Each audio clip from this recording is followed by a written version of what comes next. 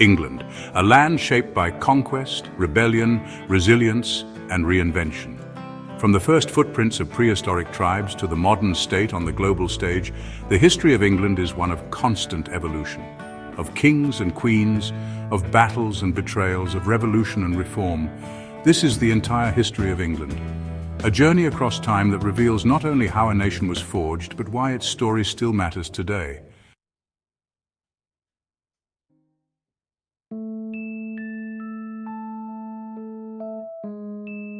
Long before the name England ever existed, the land we now know by that name was home to scattered bands of hunter-gatherers. The story begins over 800,000 years ago when early humans, likely Homo antecessor, walked the muddy banks of rivers in what is now Norfolk. Archaeological evidence suggests these early people made tools, hunted game, and endured a constantly shifting climate.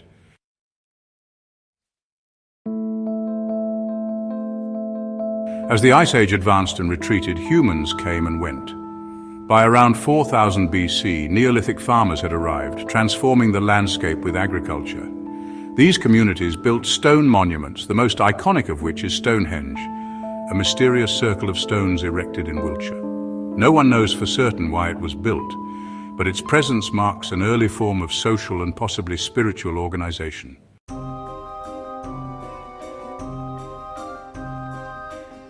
The Bronze Age followed, bringing metal tools and new burial traditions. By the Iron Age, tribal societies dominated the landscape, living in hill forts, trading across the continent, and forming the first outlines of culture we might call British.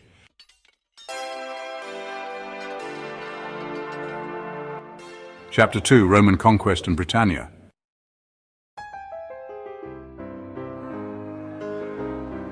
In 43 AD, the Roman Empire arrived on English shores under the command of Emperor Claudius. The Roman legions marched inland, facing resistance from native tribes like the Iceni, famously led by Queen Boudica.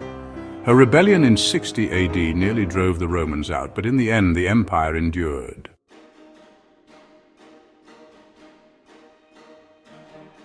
For nearly 400 years, Britain was a Roman province. Roads, towns, baths and villas were constructed. Londinium, now London, was born. Latin became the language of administration and Christianity began to spread.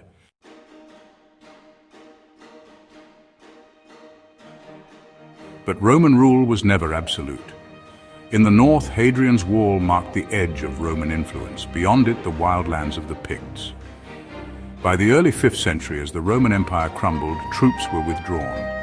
Roman Britain, once part of the world's most powerful empire, was abandoned to face a new era of invasion and fragmentation.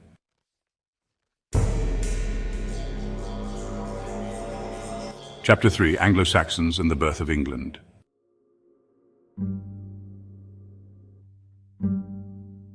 In the power vacuum left by Rome, new groups seized opportunity. The Angles, Saxons and Jutes, Germanic tribes from modern-day Denmark and northern Germany, began to arrive. By the 6th century, they dominated southern and eastern Britain, pushing native Britons westward.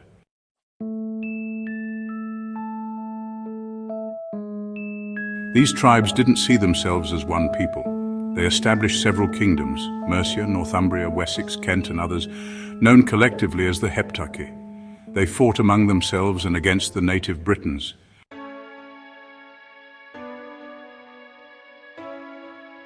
Over time, a new identity began to form.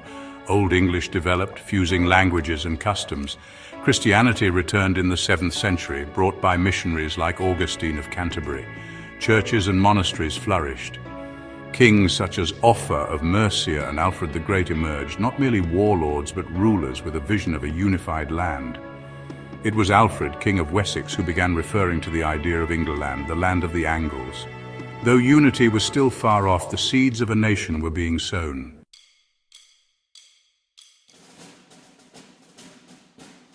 Chapter 4, Viking invasions and Danelaw.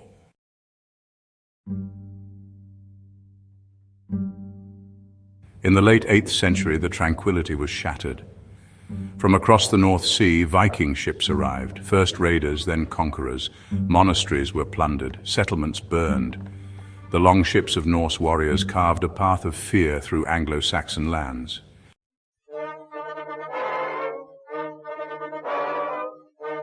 But the Vikings were not only raiders, they were settlers too.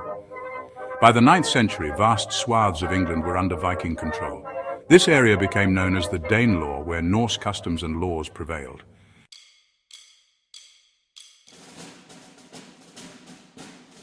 Alfred the Great resisted fiercely, winning key battles and preserving Wessex. His successors gradually reclaimed lands, culminating in the unification of much of England under a single crown. By the mid-10th century, King Aethelstan became the first monarch to rule all of England. Yet peace was fleeting. In the early 11th century, the Danish king Canute seized the throne. For decades, England was part of a North Sea empire ruled from Denmark and Norway.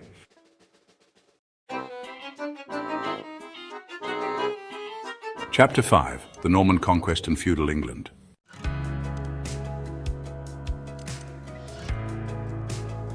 In 1066, a single battle changed English history forever. William, Duke of Normandy, claimed the English throne and crossed the Channel with a vast army. At the Battle of Hastings, King Harold Godwinson was defeated. William became the conqueror, and England was never the same.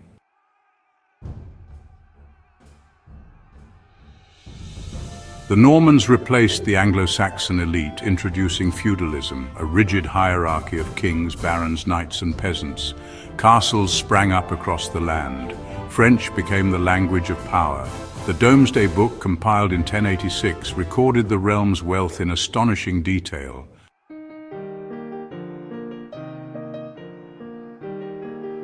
Over time, Norman and Anglo-Saxon cultures fused, but tensions remained. Kings like Henry I and Henry II expanded royal control, often clashing with the Church. The murder of Thomas Becket in 1170 shocked Christendom and weakened the monarchy. The reign of King John brought crisis. His misrule led to rebellion, and in 1215 he was forced to sign the Magna Carta, a foundational document in the development of constitutional government.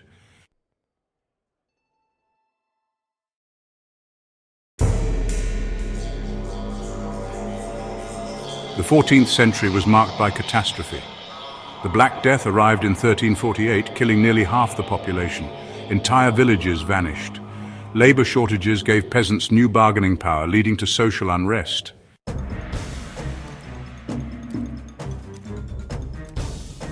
In 1381, the peasants' revolt erupted. Though crushed, it signaled a shift in power dynamics. The feudal order was beginning to unravel.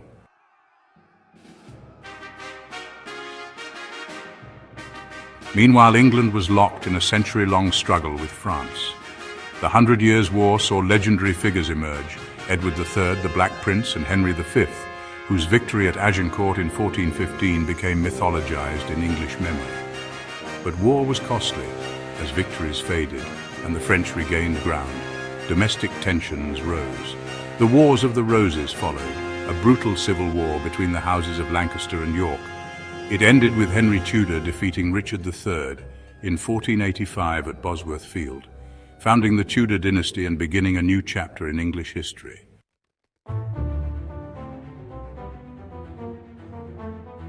Chapter 7: The Tudors, Reformation and Renaissance.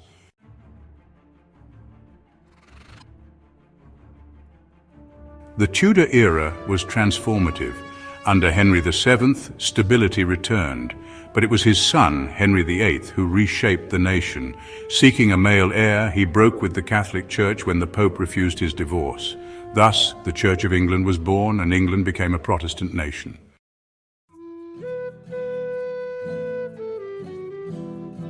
Henry's reign was marked by religious upheaval, executions, and the dissolution of the monasteries. Yet it also centralized royal power.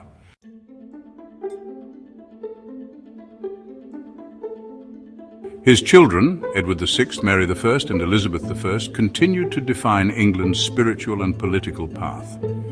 Edward advanced Protestant reforms. Mary tried to restore Catholicism, earning the name Bloody Mary. Elizabeth restored Protestantism and presided over a golden age of culture, exploration, and relative peace. Under Elizabeth, England defeated the Spanish Armada and emerged as a rising naval power. Writers like Shakespeare flourished.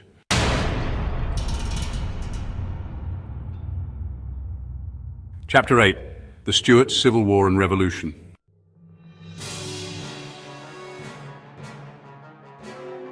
Elizabeth died without an heir in 1603.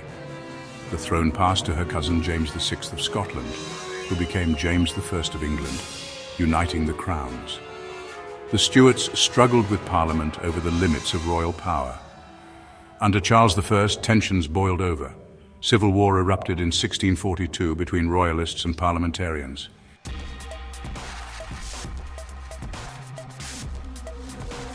England became a republic under Oliver Cromwell, a rare moment in history, but after his death, the monarchy was restored with Charles II in 1660.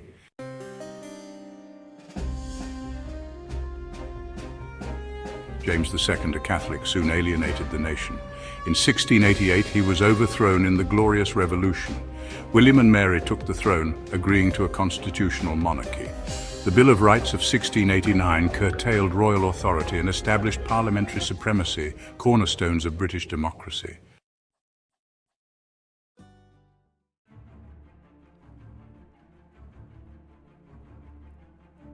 The 18th and 19th centuries saw England become a global superpower. The Act of Union in 1707 created Great Britain, uniting England and Scotland under one parliament. Overseas, British colonies expanded. The British Empire spanned the globe, from India to the Americas, from Africa to the Pacific.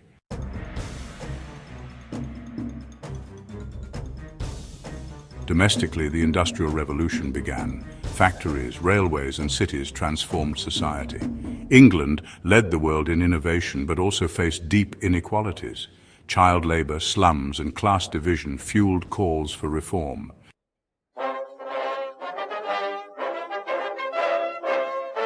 Movements for suffrage, labor rights, and education reshaped English life. By the late 19th century, England was both a powerhouse and a nation grappling with its conscience.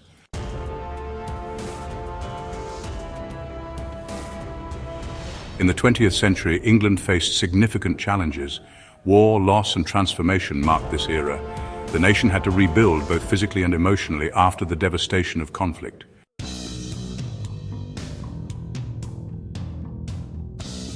The 20th century brought war, loss, and transformation. England fought in 2 world wars, bearing immense sacrifice. Cities were bombed, soldiers died in trenches and across distant battlefields.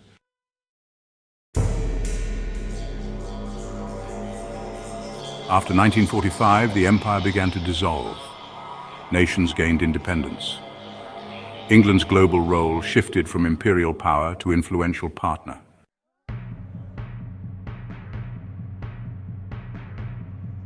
At home, the welfare state was born. Free healthcare, public housing, and education reform. Immigration brought new cultures, enriching English identity. Meanwhile, traditional industries declined, giving way to service and technology. In recent decades, England has navigated changing politics, economic challenges, and debates over identity, from devolution to Brexit.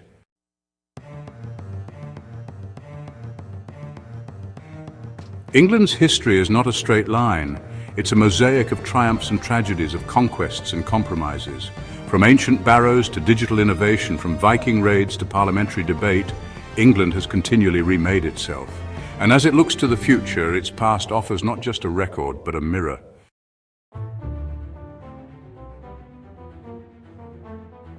This is the entire history of England, not just a timeline, but a legacy.